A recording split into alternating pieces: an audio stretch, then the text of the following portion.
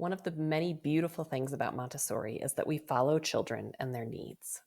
So you are probably wondering where to begin with each child within the integrated scope and sequence.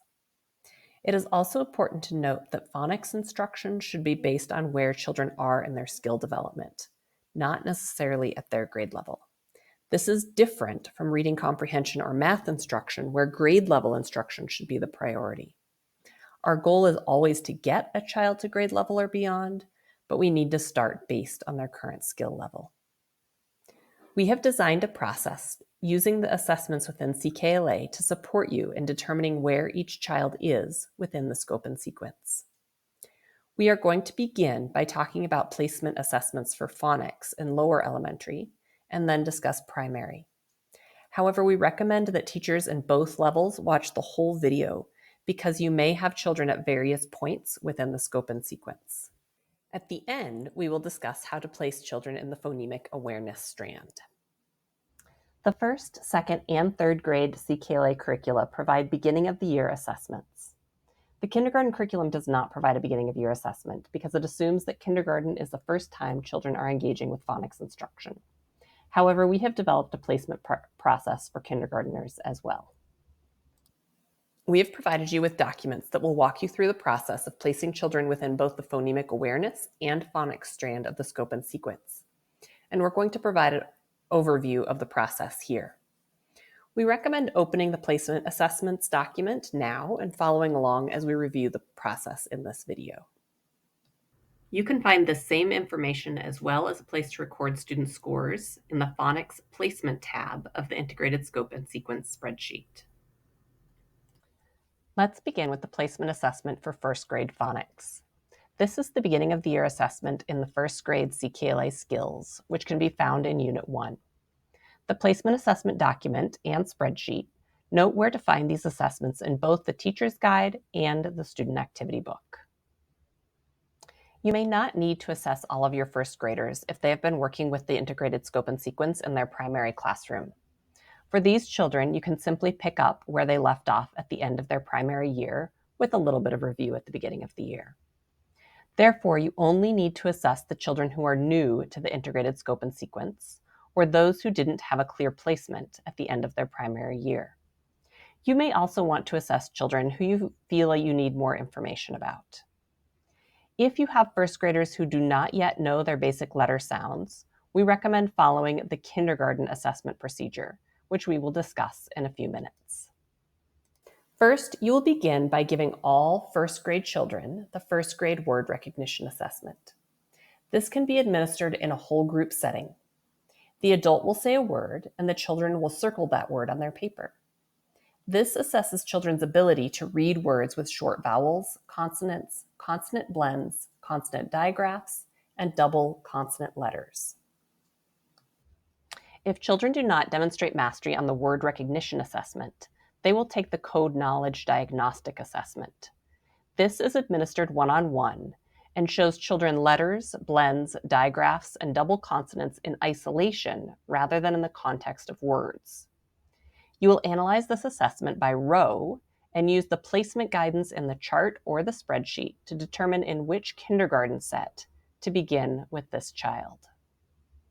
Children who need the code knowledge diagnostic assessment administered will need to begin the phonics strand somewhere in a kindergarten set.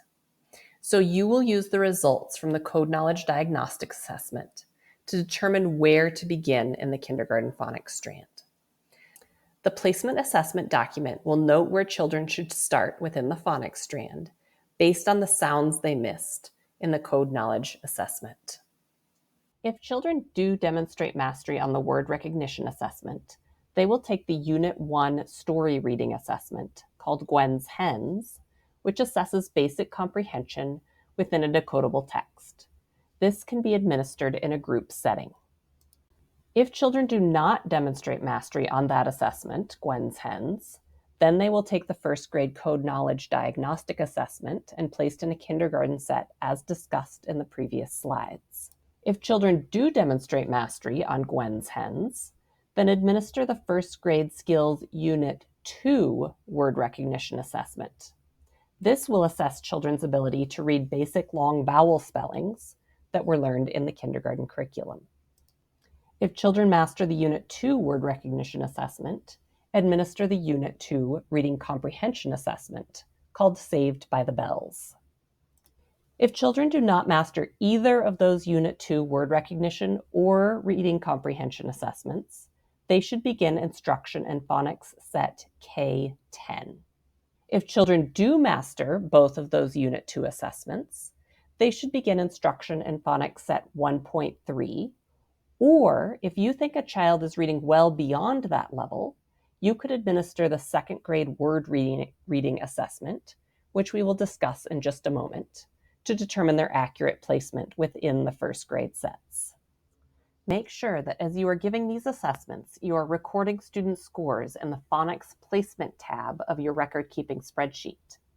This will enable you to quickly see where to place students in the integrated scope and sequence. There is also a column in the spreadsheet to indicate children's initial placement set. When you select their initial placement, this information will be transferred to both the phonics and reading comprehension tabs. Now let's discuss the placement assessment for second graders. We recommend this for all second graders who are just starting in the integrated scope and sequence. If children were working in the integrated scope and sequence as first graders, you may already know where to start during their second grade year. However, it never hurts to give an assessment at the beginning of the year to account for some loss of skills over the summer. You could also administer it to some third graders who may be struggling with their reading skills. This process for second graders is also covered in the placement assessment document. All second graders begin by reading a story and answering multiple choice comprehension questions independently, and this can be administered in a whole group setting. The story they will read is called The Beach. CKLA includes 3 additional story reading assessments. However, to shorten the amount of time spent assessing at the beginning of the school year, we recommend only administering the assessments that include the skills necessary to continue progressing in the scope and sequence, not the assessments that test kindergarten and beginning first grade skills. If children demonstrate mastery on this story reading assessment, they will begin instruction in set 2.1. Or, if you believe they are reading well beyond this level, you could administer the third grade word reading and isolation assessment, which we will discuss in a moment, to determine a more accurate placement. If children do not demonstrate mastery on the reading comprehension assessment, administer the second grade word reading assessment. This is administered one-on-one, and children read a variety of words, beginning with CVC words and progressing through words with all of the spelling patterns learned in kindergarten and the first grade curriculum. If you have some first graders who you believe have already mastered some of the first grade content, you could administer the second grade word reading assessment to them as well. The placement process for third graders is very similar to the process for second graders. Children begin with a reading comprehension assessment called The Dog Show. If children master this assessment, they will begin in phonics set 3.1. It is important to note that all spelling patterns are taught by the end of the second grade curriculum. So the third grade phonics instruction reinforces these previously learned spelling patterns through spelling lists, but new skills are not introduced in third grade phonics. If children do not master the story reading assessment, administer the third grade word reading and isolation assessment to determine their correct placement in the phonics scope and sequence. This assessment can also be given to second graders who may have already mastered some of the skills in the second grade curriculum. The placement assessment documents will support you in determining next steps for each student. And of course, don't forget to record the results in your spreadsheet. Because there is no beginning of the year kindergarten assessment, placing children in primary classrooms is a little trickier. We have provided the following guidance for placing kindergarteners, and perhaps some of your 4-year-olds, in the scope and sequence. First, review the progression of skills in the placement assessments document. This is a summary of the skills taught in the kindergarten phonics curriculum.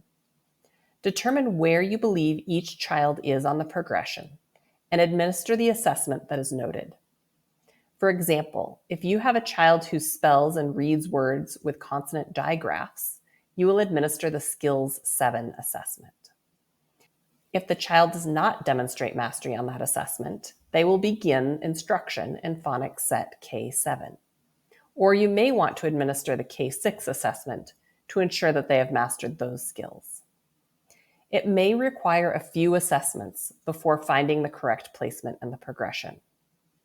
We want to ensure that children are not bored with the content they already know, but we also want to ensure that they don't end up with holes in their learning. When in doubt, err on the side of caution and put them farther back in the progression. A little bit of review won't hurt, and they can still progress quickly through any content they may have already mastered.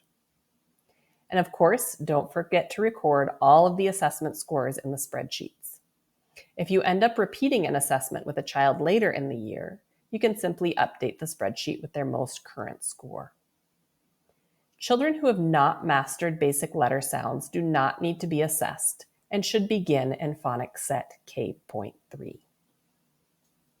Just a reminder about this placement process that we just reviewed. This process is for the phonics strand of the integrated scope and sequence.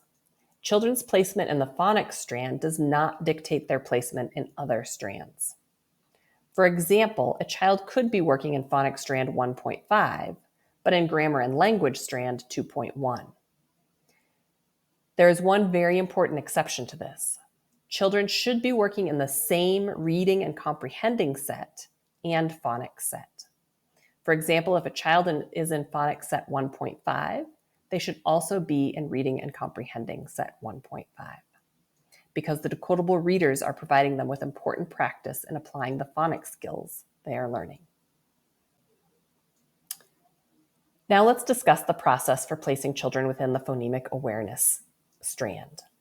We recommend using the Blevins assessment to determine where children should begin their phonemic awareness instruction. This process is laid out in the placement assessment document and in the record-keeping spreadsheet under the PA Placement tab. We recommend giving the entire Blevins phonemic awareness assessment to any 4-year-olds who have had some phonemic awareness instruction, as well as any kindergartners and first graders who are new to the integrated scope and sequence, also any second graders who were reading below grade level, and who are new to the integrated scope and sequence. Children who have previously taken the Blevins only need to be assessed on the portions of the assessment that they have not yet mastered. After administering the Blevins assessment, record the scores in the spreadsheet of the integrated scope and sequence. Then review the phonemic awareness section of the placement assessment document to determine where children should begin in the phonemic awareness strand. If a child demonstrates mastery on the entire Blevins assessment, they should continue to practice phonemic awareness with more complex words. After children have demonstrated mastery on a particular section of the Blevins, they do not need to take that section again. As children progress through the scope and sequence, they will take each section of the Blevins as they show independence with each phonemic awareness skill.